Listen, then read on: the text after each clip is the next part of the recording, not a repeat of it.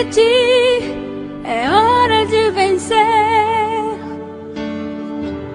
Essa força vem de dentro de você. Você pode até tocar o céu se crer.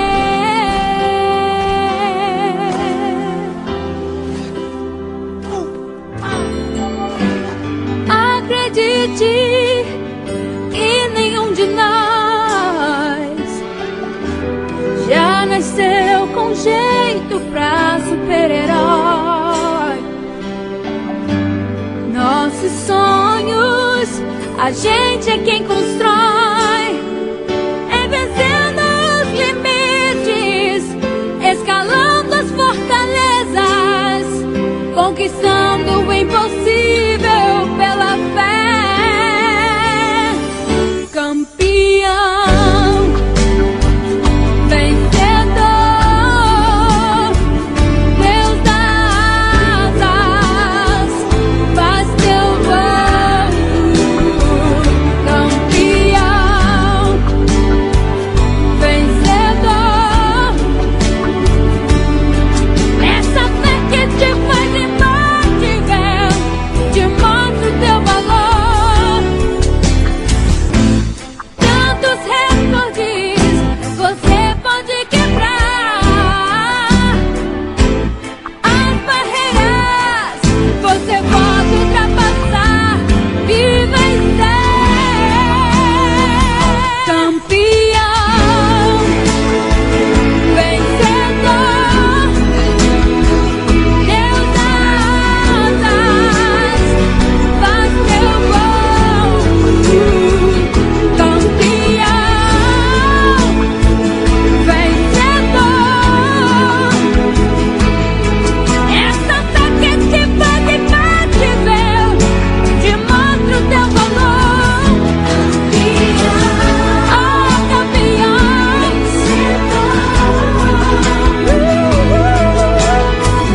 Deus das asas,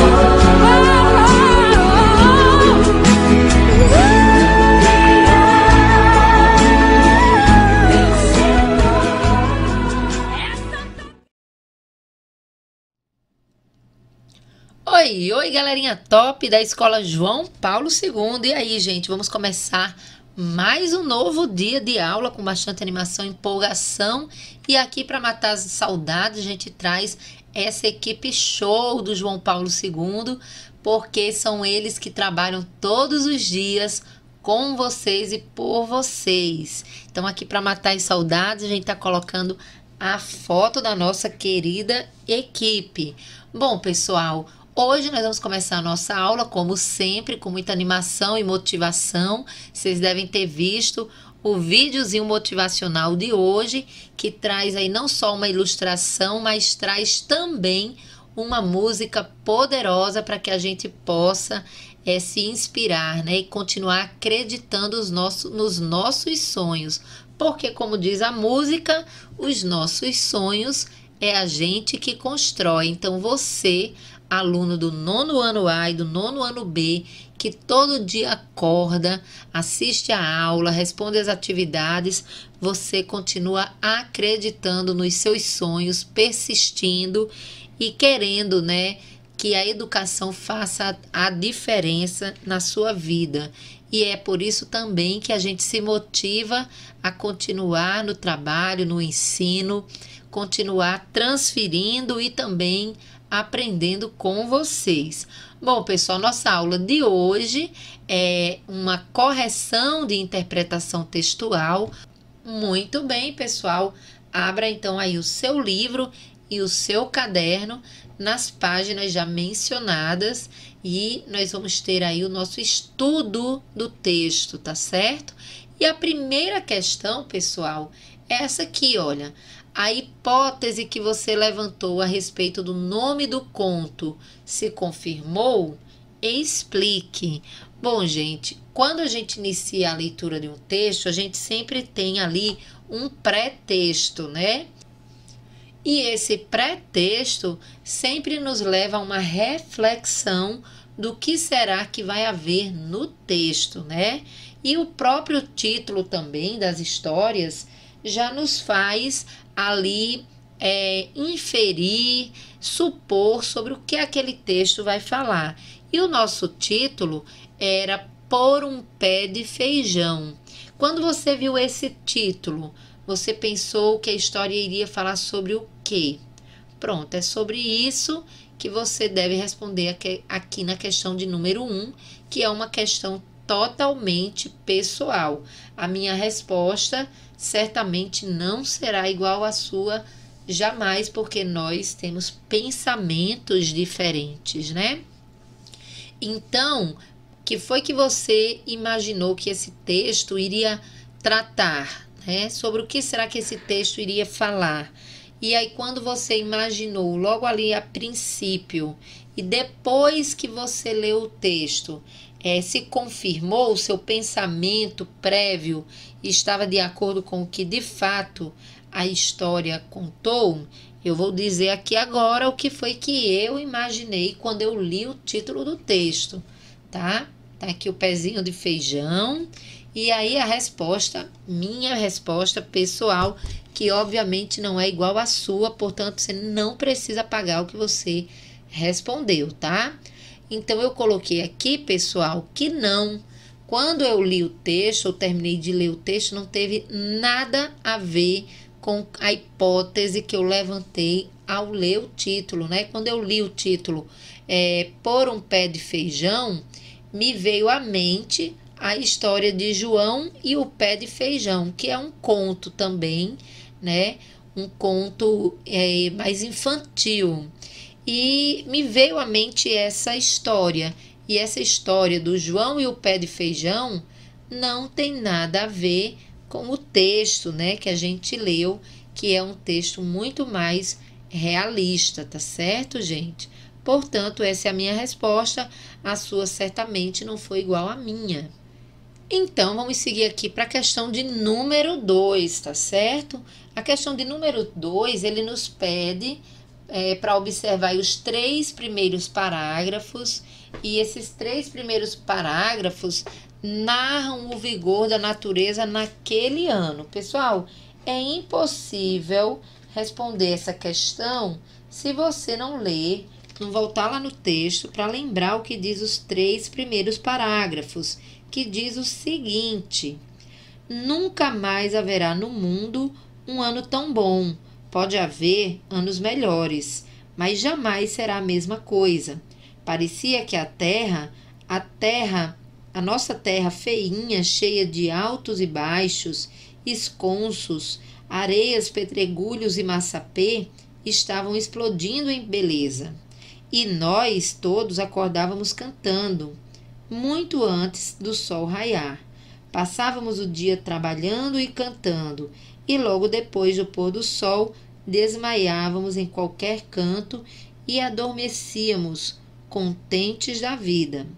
Até me esqueci da escola, a coisa que mais gostava. Todos se esqueceram de tudo. Agora dava gosto trabalhar.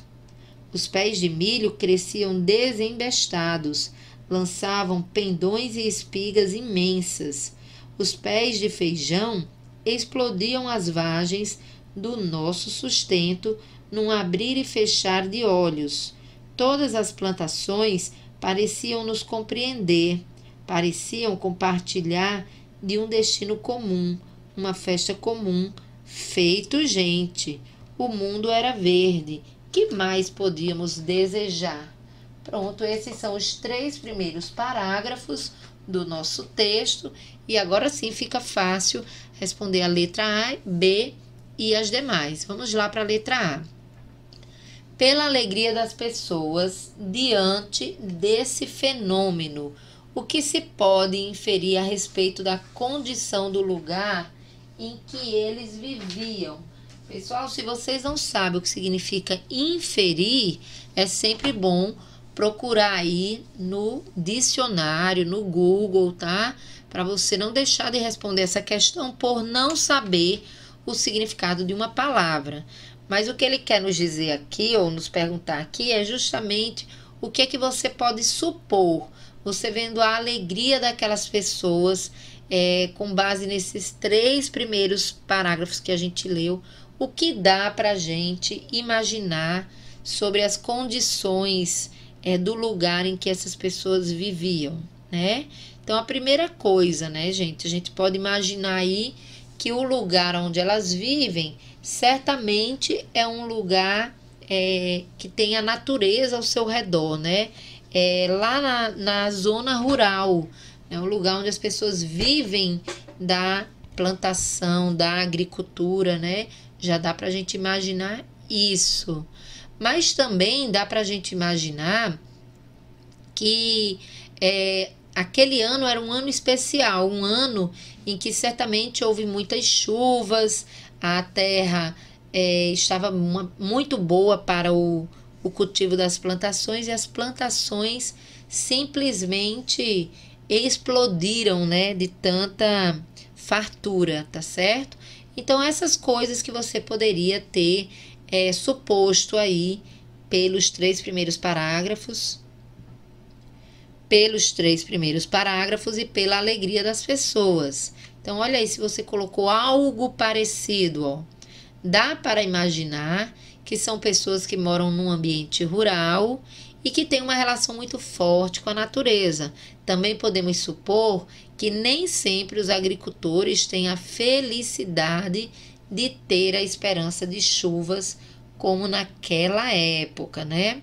Então, dá para a gente imaginar que era um ano especial, né? Um ano de muitas chuvas e farturas. Você colocou algo nesse sentido? O pessoal não precisa pagar para colocar uma resposta que está sendo apresentada aqui. Se você colocou algo que faz sentido, que tem a ver com o que a pergunta requer como resposta, tá certo? Então, parabéns a todos vocês que conseguiram aí responder a letra A. Vamos para B, então. A certa altura da narrativa, aqui essa alegria deu lugar. Selecione e copie trechos que revelem a mudança de estado de espírito das personagens.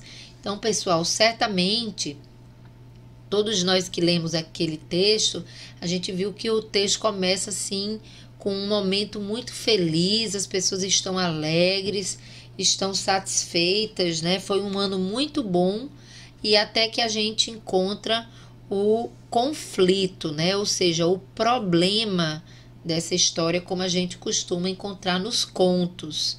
E esse problema muda completamente esse humor das personagens, né? O bom humor delas se transforma em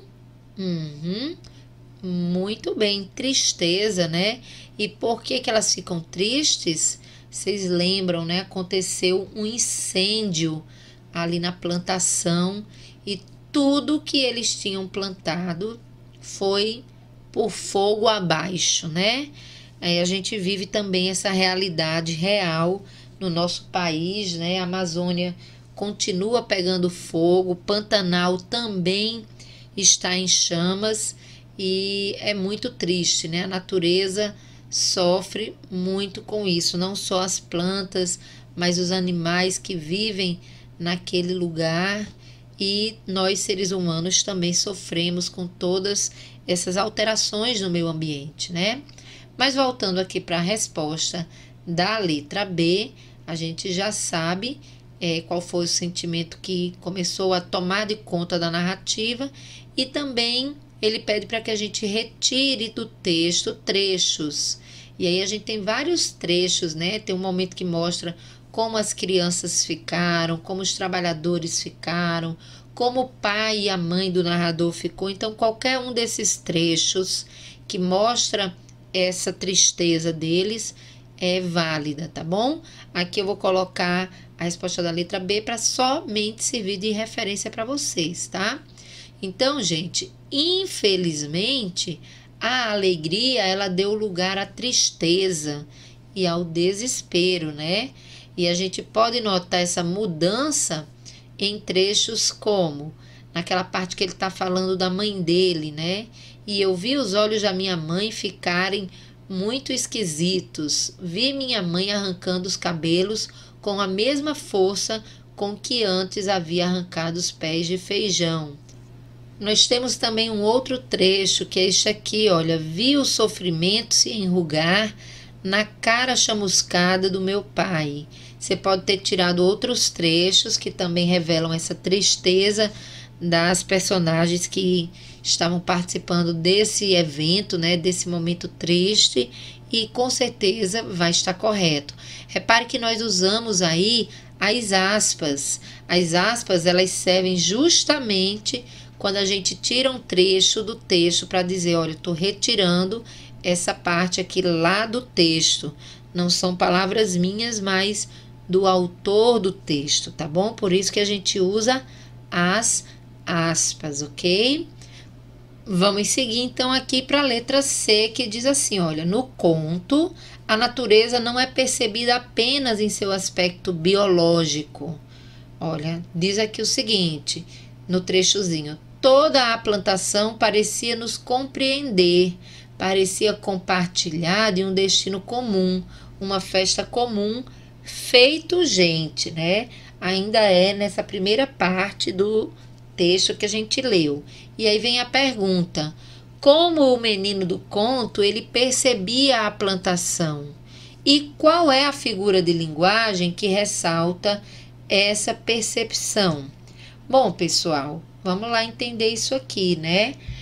A gente percebe por esse trecho, né, que o menino trata a plantação como se essa plantação, olha aí no trecho, ela fosse gente, né, ó, como se a plantação ela tivesse uma vida humana como a nossa, ela pudesse também fazer parte de uma festa, ela também estava alegre, ela também estava em festa, né? Então é como se a plantação ela tivesse ganhado vida própria, vida animada como a nossa, né? A gente consegue andar, falar, dançar, se alegrar. Então, ele compara a plantação aí como se fosse gente, tá? E aí, pessoal, essa figura de linguagem que ele se refere aqui, inclusive, penso em fazer com vocês uma aula só sobre figuras de linguagens, que são figuras que muitas vezes nós utilizamos na nossa fala, no nosso dia a dia, uma linguagem figurada, né, para expressar algo que a gente não consegue expressar com a linguagem denotativa, a linguagem no sentido real, né? Quando a gente quer utilizar uma figura para poder deixar mais claro, vamos dizer assim, aquilo que a gente quer dizer. Então, existem várias figuras de linguagens, tá? Existe a comparação, a metáfora, a ironia, existe a metonímia, enfim, várias figuras de linguagem. Eu quero fazer uma aula com vocês sobre isso, tá? Alunos do 9º ano. Mas quando a gente dá características humanas a seres que não são humanos, como por exemplo, tem uma música que diz a lua me traiu, né? A lua, ela não é uma pessoa que pode trair outra, né? As pessoas cometem traições, mas a lua é um ser inanimado. Mas aí quando você dá essa característica, né, para a lua, que é um ser inanimado, a gente chama essa figura de linguagem de personificação ou prosopopeia. Foi exatamente o que o garoto fez aqui.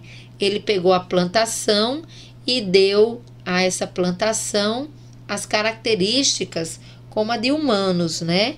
Portanto, pessoal, olha, se você sentiu dificuldade em responder a letra C, tá aqui a resposta.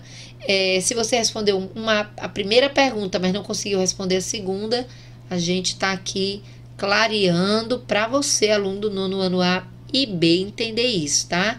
Então, repare aí que o menino, ele sentia a plantação como se fosse um ser com vida animada, como a dos seres humanos. Essa figura de linguagem, ela tem um nome especial, que é o nome de personificação ou prosopopeia, tá? Sempre que você dá uma característica humana a um ser que não é humano, tá bom? Não tenha dúvidas você está usando a personificação ou prosopopeia. Vamos para a questão de número 3? Questão de número 3 é a seguinte: o narrador do conto, personagem da história, né? Ele organiza a narração dos fatos com que tempo verbal? Transcreva no caderno 4 ocorrências desse tempo. O uso recorrente desse tempo verbal torna as ações acabadas ou inacabadas? E quando estávamos estudando o modo indicativo, vocês lembram que a gente viu os 6 tempos verbais. O verbo ele pode estar no presente, no pretérito perfeito, no pretérito imperfeito ou no pretérito mais que perfeito. Ele pode também estar no futuro do presente ou no futuro do pretérito, tá? Assunto lá do 7º ano, e vocês com certeza lembram daquela chamada oral com esses tempos verbais que nós fizemos ali no 7º ano, né, galerinha? Então, lembrando disso, fica fácil você voltar lá no texto e reparar aí, olha, nesses primeiros parágrafos que a gente leu, e reparar quem são os verbos, olha. Parecia que a terra estava explodindo em beleza, e nós todos acordávamos cantando muito antes do sol raiar. Passávamos o dia trabalhando e cantando, e logo depois do pôr do sol desmaiávamos em qualquer canto e adormecíamos contentes. Pessoal, repare que nesse trecho aqui e na maioria dos demais trechos do texto, você vai reparar aí que os verbos, a maioria deles estão no tempo passado, que a gente chama de pretérito, tá bom?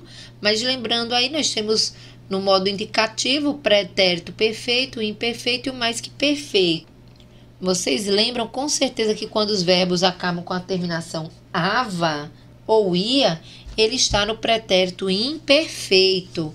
E os verbos no pretérito imperfeito significam que são ações que começaram lá no passado, mas não foram concluídas. Portanto, pessoal, olha aí, o narrador conta a história usando a maioria dos verbos no pretérito imperfeito. Como aqui, olha, tá aqui os verbos retirados desse trechinho aí do início do texto. Parecia, estava, acordávamos, gostava. Repare que os verbos estão terminando aí, ó, com ava ou ia. São verbos que estão no pretérito imperfeito. Esses verbos expressam ações inacabadas, tá certo, pessoal? Então, seguindo para a questão de número 4, nós temos aí 2 provérbios citados no conto. Vocês sabem que provérbios, né, é o que a gente chama também de ditados populares. A gente utiliza esses ditados populares muitas vezes para especificar uma determinada situação de forma figurada, né? Então, os 2 provérbios usados aqui no texto é Deus põe e o diabo dispõe. E tem um outro provérbio que é Deus tira os anéis, mas deixa os dedos, né? E aí a letra A, ele pede para que você, aluno e aluna, localize esses provérbios no texto e relacione a situação vivida no conto. Ou seja, por que lá na história teve um momento que ele disse isso? Deus põe e o diabo dispõe. Deus tira os anéis, mas deixa os dedos. Bom, você deve ter percebido que ele falou que Deus põe e o diabo dispõe naquele momento em que eles veem tudo pegando fogo, né? Então, assim, é como se Deus tivesse dado a fartura, né? A alegria, e o diabo tivesse vindo ali para destruir tudo, né? Já neste outro momento em que ele usa Deus tira os anéis, mas deixa os dedos, foi naquele momento, né, em que eles estavam pensando como iriam sobreviver aquele ano, né? E fazendo aí a contagem do que tinha sobrado. E apesar de terem perdido muita coisa, ainda tinha como sobreviver aquele ano, né? Não com a alegria que eles desejavam. Então, pessoal, olha aí se você colocou algo nesse sentido, né? Ó, O primeiro provérbio ele foi usado no texto com o significado de que a família, né, ela trabalhou bastante na plantação de feijão, mas o fogo destruiu tudo, né? Então tá aí o lado bom e o lado ruim que veio logo depois, né? Por isso que eles usaram o provérbio Deus põe e o diabo dispõe. O segundo provérbio, né, ele foi usado no texto com o significado de que, apesar de terem perdido toda a plantação por causa do fogo, a família tinha ainda algumas economias de alimento para sobreviver àquele triste ano, né? Então, esse foi o motivo pelos quais eles usaram esses dois provérbios no texto. E na letra B nós temos assim: você conhece outros provérbios? Em caso afirmativo, compartilhe alguns deles com os seus colegas, ressaltando o contexto em que podem ser usados. Bom, pessoal, tenho certeza que cada um de vocês conhece muitos provérbios populares, muitos ditados populares, e essa aí todo mundo fez, eu não tenho dúvida. Eu vou colocar aqui apenas a título mesmo da minha experiência com os provérbios, né? Pensei logo nesses dois aqui que são muito usados, né? Filho de peixe, peixinho é. Você já deve ter ouvido esse provérbio, né? Quando a gente quer comparar o filho com o pai, né? Dizer que o filho herdou as mesmas características do pai, sejam características boas ou ruins, aí se usa muito esse provérbio. Filho de peixe, peixinho é. Tem outro também muito usado, eu acho que todo mundo já ouviu. Água mole, pedra dura, tanto bate até que fura, né? Quando é que a gente usa esse ditado popular? A gente usa quando a gente quer mostrar uma determinada situação em que alguém insistiu tanto num objetivo que conseguiu a vitória, né? Então, assim a água mole batendo na pedra dura, chega um momento que ela fura, né? Então, é muito importante, inclusive para nós aqui, que continuamos insistindo, apesar das dificuldades, das adversidades, a gente está aqui estudando, a gente está aqui batendo na pedra dura até a gente conseguir o nosso objetivo, que é adquirir conhecimento, que é passar por esse ano com prejuízos menores do que deveria, né, acontecer.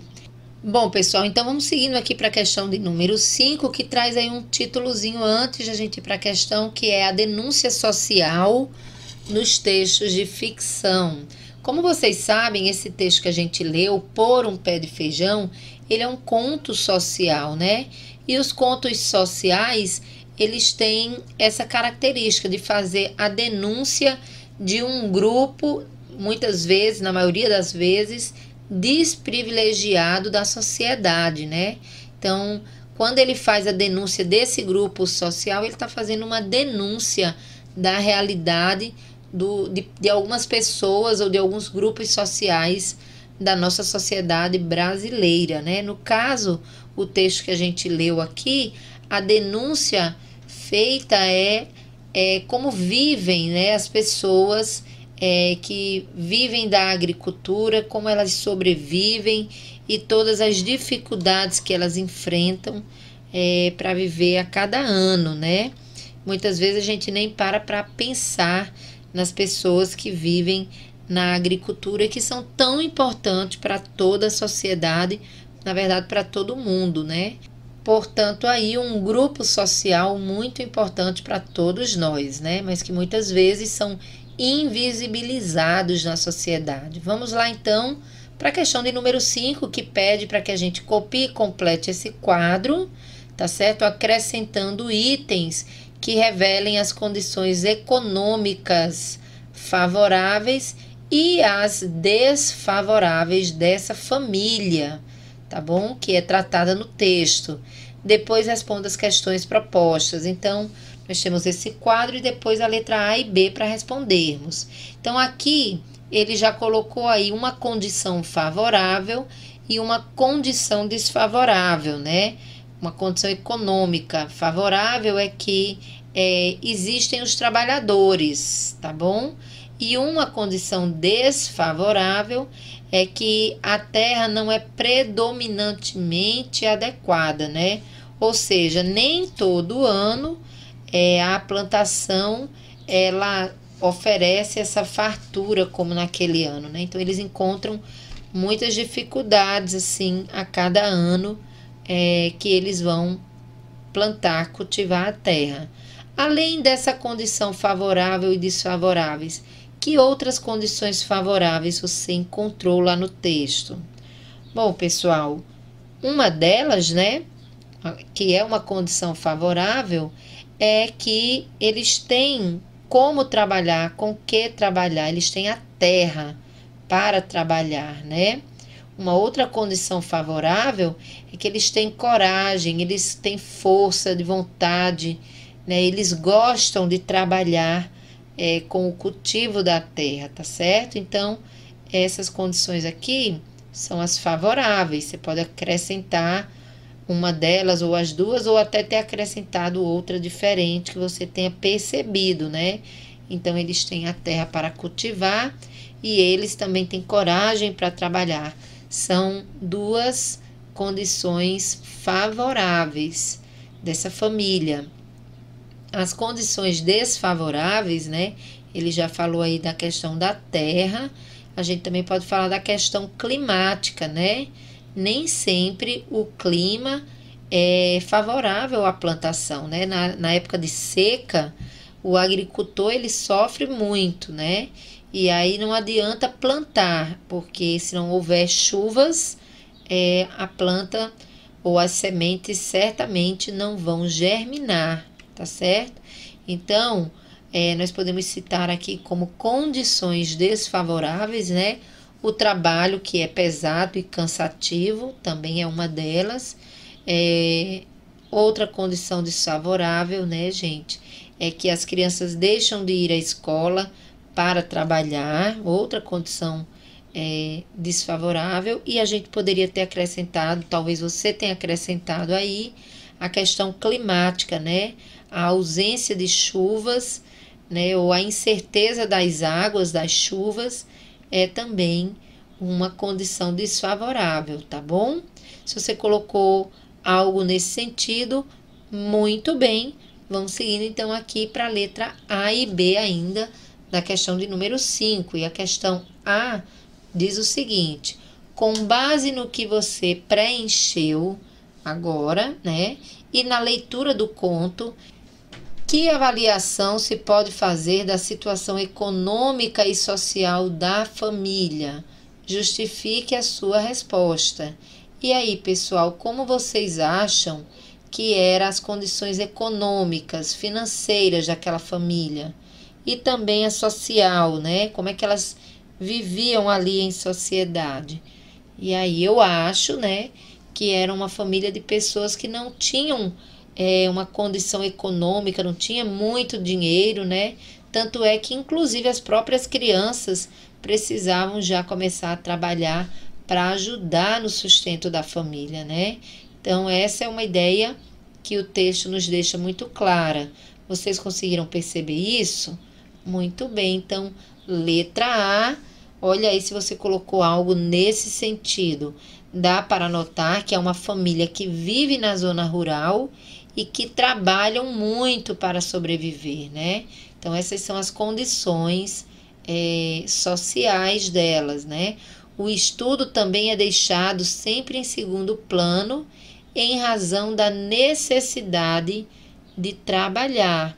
Você colocou aí também, eles eram uma família de pessoas que não eram ricas, né? Eram pessoas pobres, não eram miseráveis, mas eram pobres, tinham que trabalhar para sobreviver, né? Se você colocou essa resposta na letra A, perfeito, gente, não precisa apagar para colocar como está aqui não, tá bom? Na letra B, a pergunta é: a situação que você reconheceu na família retratada se estende a outras famílias que sobrevivem do cultivo da terra? Explique. Com certeza, né, pessoal, essa realidade dessa família não é a realidade apenas de uma família, mas da grande maioria das famílias que vivem da agricultura, né? Elas vivem exatamente dessa forma, trabalhando bastante, plantando, né?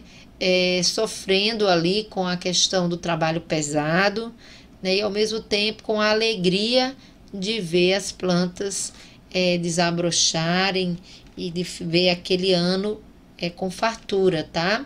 Então, sim, pois viver da agricultura requer muito esforço e essa localização, né, pessoal, é sempre mais afastadas dos centros urbanos e dificulta muito o acesso dessas pessoas a algumas possibilidades e necessidades, como as escolas e os hospitais, né?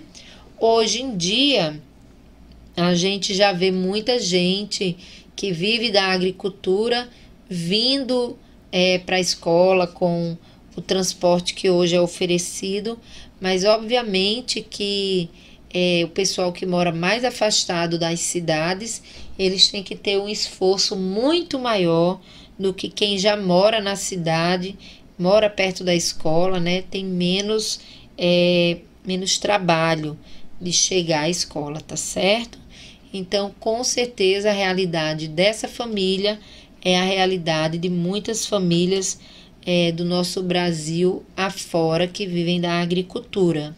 Vamos seguindo então aqui para essa partezinha que sempre vai aparecer nas interpretações textuais, é o anote aí. E eu já disse a vocês em outros momentos que é muito importante ler o anote aí, porque ele lhe ajuda a responder outras questões futuras, tá certo? Então, veja bem, aqui ele diz: os contos que tratam prioritariamente de temas como as dificuldades de alguns grupos sociais, sobretudo os menos favorecidos ou discriminados, são chamados de contos sociais.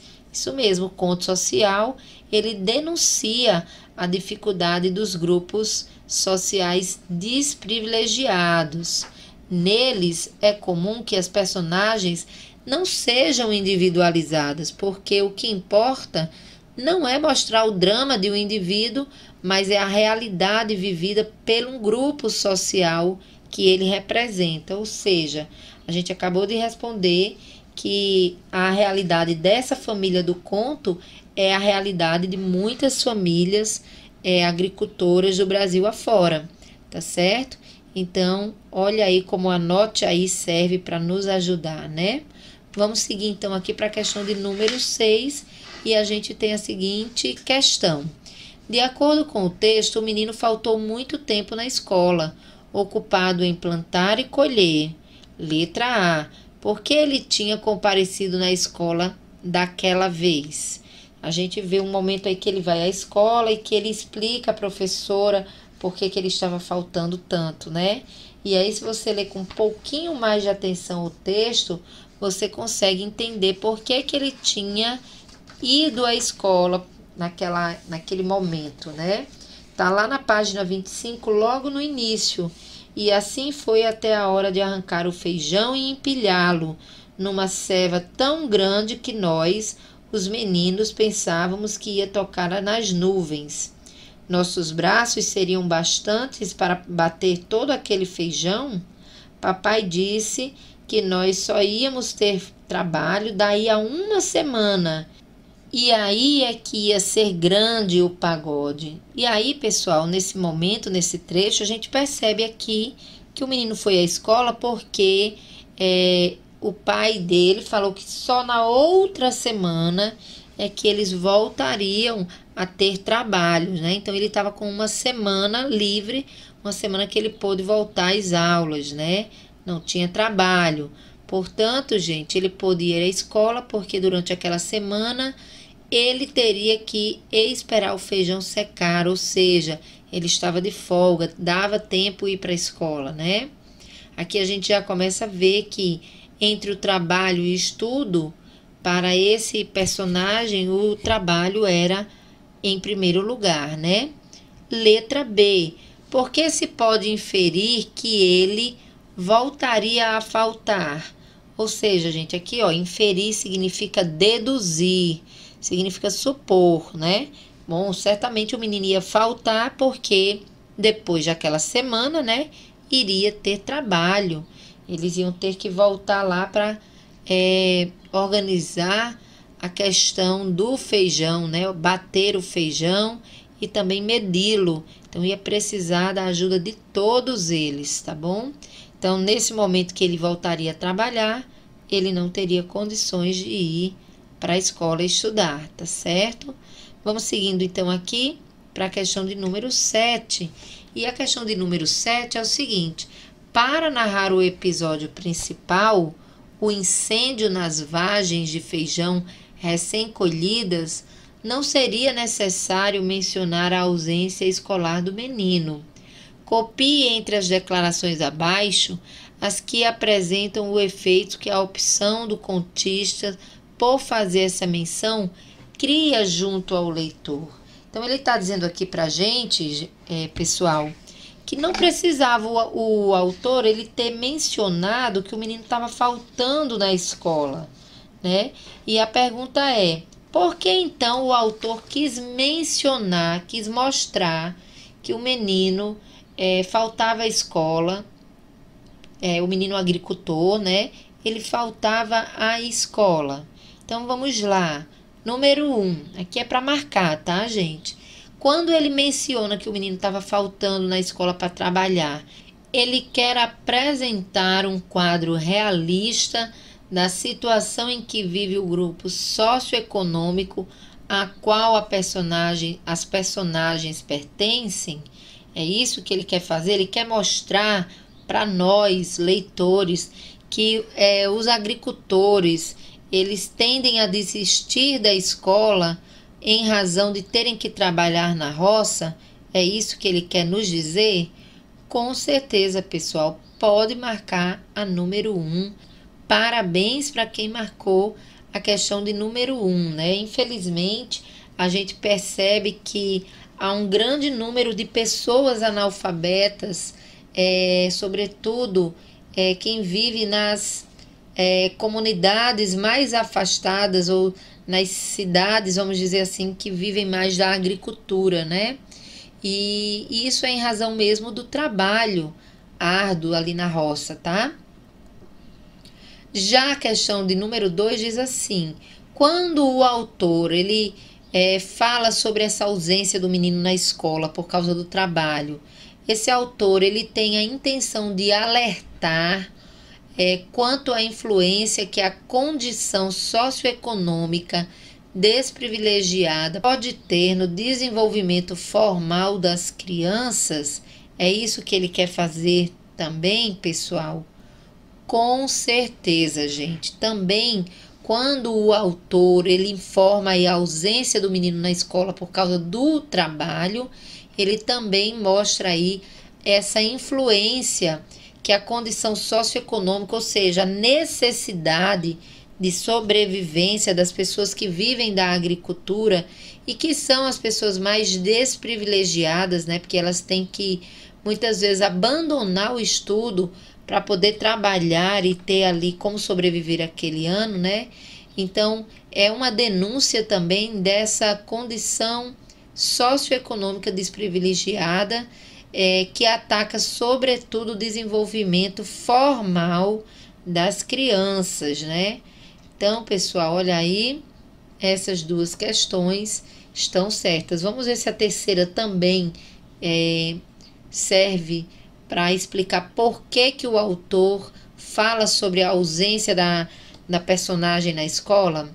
Então, o autor ele quer propor que a educação formal ela não é a principal atividade para as crianças do grupo socioeconômico a qual o menino pertence, visto que o seu meio de vida independe de escolarização. Vocês acham que o autor realmente está querendo dizer que a educação formal ela não é tão importante para aquelas crianças, porque o meio em que elas vivem não precisa ter escolaridade? De forma alguma, né, pessoal? A escolaridade, o acesso à escola é um direito de todos os cidadãos brasileiros, tanto os que vivem nos grandes centros urbanos, como quem vive na zona rural. E é lamentável, né, quando as crianças, elas, por motivo de trabalho, não podem ir à escola adquirir conhecimento, adquirir novas oportunidades na vida, né? Então, a 3 a gente não vai marcar.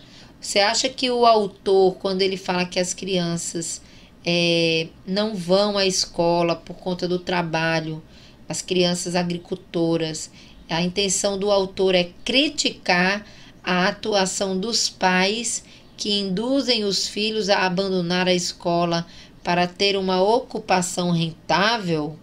Em nenhum momento a gente percebe o pai obrigando o menino a faltar, né? A gente também não percebe aí que o autor ele está querendo culpar os pais que não deixam os filhos, vamos dizer assim, ir para a escola. Não é essa a intenção do autor. Portanto, gente, questão de número 7, a opção ou as opções corretas aí é a 1 e a 2, tá certo? Agora nós vamos falar aqui sobre o contexto de produção, tá? Ou seja, a situação em que se escreve esse conto. Vamos então para a questão de número 8, que diz o seguinte: o conto ele apresenta informações sobre a agricultura e a rotina de pessoas que vivem no campo. Que tipo de conhecimento essas informações proporcionam ao leitor? Bom, pessoal, aqui é uma questão super pessoal, tá? Você que lê o texto, a pergunta para você é a seguinte: o que é que você aprendeu com esse texto sobre a vida das pessoas que vivem da agricultura, né? Então, cada um pode ter aprendido algo diferente ou algo semelhante. Eu acredito, né, que quando a gente lê esse texto, a gente aprende aí a ver como é que é a vida de um garoto da mesma idade que você, uma garota da mesma idade que você, que vive lá na zona rural e que tem que ajudar os pais a cultivar, a plantar e a colher, né? Então, às vezes a gente vê alguns alunos e alunas reclamando da vida que tem, né? E não para pensar que tem muitos jovens hoje, crianças e adolescentes, tendo que trabalhar para ajudar no sustento da família, né? E no caso aqui da agricultura, o trabalho é bem pesado, né? No sol, no cabo da enxada, no dia a dia plantando, depois colhendo, né? É pesada a labuta, né, pessoal? Então, a gente viu também aqui com o texto que muitas vezes as crianças, os adolescentes, acabam tendo que abrir mão de estudar, porque ou trabalha ou estuda, né? Vai ficando difícil buscar o estudo, né? E no outro dia ter um trabalho árduo daquele para fazer. Então, tudo isso a gente reflete com esse texto, tá certo, pessoal?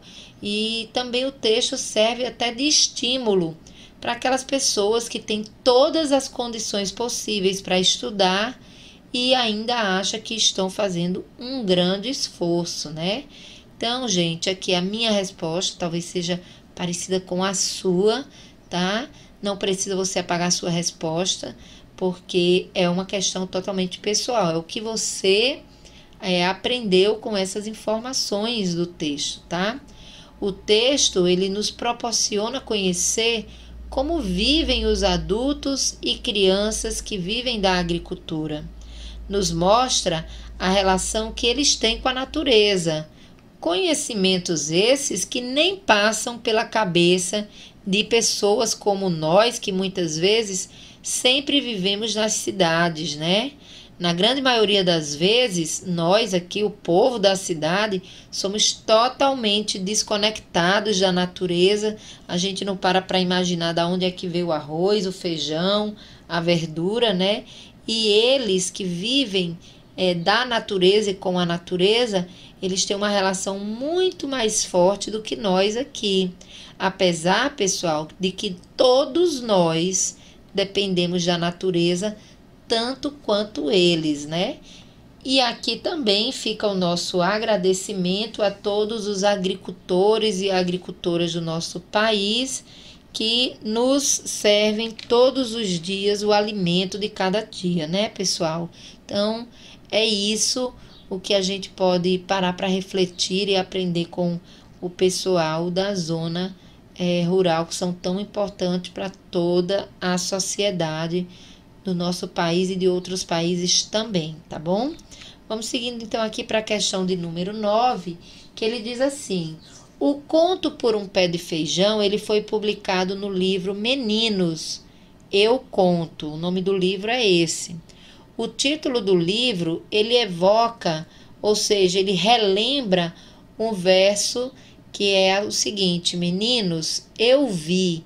Esse verso, ele está lá no poema de Ijuca-Pirama, que é um livro também muito famoso, é um clássico da língua portuguesa, escrita pelo poeta Gonçalves Dias em 1823 a 1864, foi o tempo que ele viveu, né? Ou seja, é um livro também do século XIX, né? Um livro que já tem um bom tempo. E no poema, nesse poema que ele escreveu, Ijuca-Pirama, tá? A expressão meninos, eu vi, ela é usada por um velho timbira ao contar às gerações mais novas a história do jovem indígena Ijuca-Pirama. Gente, eu recomendo a leitura desse livro, é muito bom. Fala sobre um herói indígena, né? O Ijuca-Pirama. Então, vale a pena ler, tá? E vocês sabem que é tradição nas tribos indígenas, eles não costumam escrever, né? Os ensinamentos nas tribos indígenas, elas são passadas através da oralidade dos mais velhos para os mais novos, né? Então, é por isso que ele costumava utilizar aí, quando ele ia contar a história para os pequenos, meninos, eu vi. Tá bom? Então, trata-se de um verso que ganha o sentido de testemunho, né? Quando alguém está dizendo eu vi, eu sei o que aconteceu, ela está sendo uma testemunha. Ao tomar conhecimento disso, que hipótese você pode levantar acerca do conteúdo dos 3 contos do livro Meninos, Eu Conto? Então, gente, é fácil, né? Essa questão aqui, apesar dela ter sido bem grande e está cheia de intertextualidade aí, o que ele está nos perguntando aqui é para que você possa criar uma hipótese, você imaginar aí o que que deve ter, qual é o conteúdo que deve ter ali no conto dos livros Meninos, Eu Conto, tá certo? Então, gente, a gente viu aí pelo texto que o menino, ele está contando uma experiência que ele viveu, né? Então, se ele está contando uma experiência que ele viveu, que ele testemunhou, certamente esse livro, Meninos, Eu Conto, é um livro repleto de histórias em que esse mesmo narrador, ele está contando histórias que ele viveu. Ele está funcionando aí como uma pessoa que está testemunhando, contando seus testemunhos de histórias vividas, tá bom? Por ele mesmo. Portanto, pessoal, dá para a gente hipotetizar, imaginar, supor que devem ser contos em que o narrador conta histórias reais e com propriedade, porque ele viu e viveu os fatos que ele mesmo irá contar. É uma espécie de testemunho, tá certo, gente? Simples assim. Vamos para a questão agora de número 10, mas antes nós temos outro, anote aí, que como eu disse, é muito importante ler e nos ajuda a responder questões, tá certo? Para a boa compreensão de um texto, o leitor deve partilhar com ele certos conhecimentos de mundo. No caso do conto de temática social, é muito importante que o leitor tenha informações sobre a realidade ali representada. Em geral, ligada a questões humanitárias e sociais. Obviamente, pessoal, que quando a gente lê um texto e a gente já tem um certo conhecimento do assunto, do lugar em que se vive, da forma em que as pessoas vivem, né? E eu tenho certeza que todo mundo aqui já foi alguma vez na casa de alguém, um tio, um primo, uma avó, um avô, que mora ali mais afastado, num sítio ou nas cidades do interiores e que viveu ali uma vida de plantações, de cuidado com os animais. Então você já tem uma experiência, você já tem uma conexão desse texto com o que você conhece. Isso é o que a gente chama de conhecimento de mundo. Embora eu e vocês não sejamos agricultores, mas a gente já foi em lugares em que as pessoas vivem da agricultura, né? Então dá para a gente já ter uma noção sobre a vida que essas pessoas levam e como elas levam a vida delas, né? Facilita a nossa compreensão do texto. Vamos seguir então para a questão do número 10, a linguagem do texto, que diz o seguinte: releia aqui esse trecho, olha. Explicava a professora por que havia faltado tanto tempo. Ela disse que assim eu ia perder o ano, e eu disse que foi assim que ganhei um ano. Pessoal, fácil demais aqui, ó. Letra A. O que significam essas expressões perder o ano e ganhar um ano? Claro que são expressões que têm significados diferentes para os personagens. Inclusive vocês aqui, no decorrer desse ano difícil que a gente vive, muitos aí, a gente já perdeu o ano, a gente já perdeu o ano. O que é perder o ano? Vocês sabem muito bem, né? Perder o ano é ser reprovado, né? Ter que repetir um novo ano. Como se aquele ano ali de estudo não tivesse valido. E a gente está aqui no caso, com as nossas aulas remotas, justamente para não perder o ano, tá certo? Letra A, então, diz assim: o que significam as expressões perder o ano e ganhar um ano? Obviamente que essas expressões, elas têm sentidos, significados diferentes para cada uma das personagens que proferem elas, né? Então, você aluno e você aluna sabe muito bem o que significa perder um ano, né? Inclusive, nesse ano de pandemia, muito aluno achando que perdeu o ano, ou que tinha perdido o ano, né? E a gente está aqui com as nossas aulas remotas justamente para a gente não perder o ano, tá certo?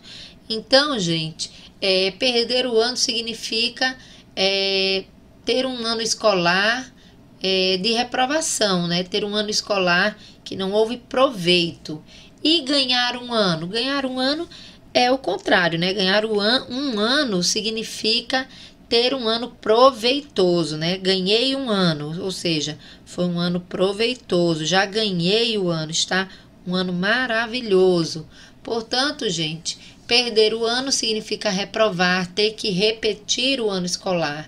E ganhar o ano significa ter um ano oportuno, no caso aí, era um ano oportuno na agricultura, com chuvas, com fartura, um ano com uma boa colheita. Por isso, ele falou, não, eu não perdi o ano, foi assim que eu ganhei o ano, tá certo?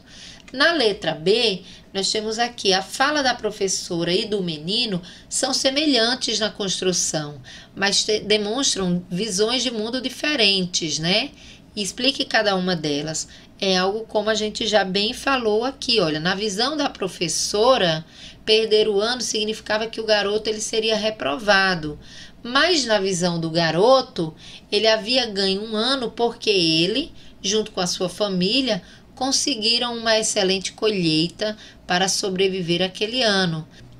Ou seja, pessoal, trabalhar na roça e obter a fartura era o ganha-pão deles, era o meio de sobreviver, né? Então, por isso, ele tem essa visão que não é a mesma visão da professora. Enquanto para a professora o estudo vinha em primeiro lugar, para o garoto o trabalho estava em primeiro lugar, né? Letra C, então, para a gente já ir concluindo, o ponto de vista do menino fica reforçado em uma pergunta retórica que ele faz ao final do terceiro parágrafo do conto. Transcreva e esclareça o sentido implícito que essa pergunta representa. Pessoal, tá lá na primeira página do texto, tá? Pergunta retórica significa uma pergunta que não precisa ser respondida, tá bom? E aí você, com certeza, ao olhar aí no seu livro, na primeira página desse texto, você vê que ao final dessa página, ele faz uma pergunta retórica, que é o seguinte, olha. Toda a plantação parecia nos compreender, parecia compartilhada em um destino comum, uma festa comum, feito gente. O mundo era verde. O que mais podíamos desejar? Essa aqui é uma pergunta retórica. Ele não está querendo que ninguém responda nada. Não, ele não quer uma resposta. Ele está apenas com essa pergunta justamente aqui reforçando a importância daquela fartura, né? Então, essa pergunta aqui, olha, que ele faz é justamente que mais podíamos desejar. E ela revela que para o narrador, a fartura da natureza era o que havia de mais importante para ele e todos que viviam da terra, tá certo? Então, essa é a visão do garoto, do pequeno agricultor, tá certo, gente? E é uma visão diferente da visão que a professora tinha, como já foi falado aqui, tá? Se você colocou, pessoal, respostas parecidas com essas que estão aqui expostas, parabéns, você não precisa pagar. Porém, se você não entendeu alguma pergunta, eu espero que com essa aula de hoje tenha ficado tudo mais claro para vocês, tá bom? E que vocês tenham êxito sempre que a gente tiver que interpretar um texto, que entender o que o texto quer nos dizer. Então, por hoje é só, nós vamos ficando por aqui. Tchau, tchau, galerinha show, porque eu já fui.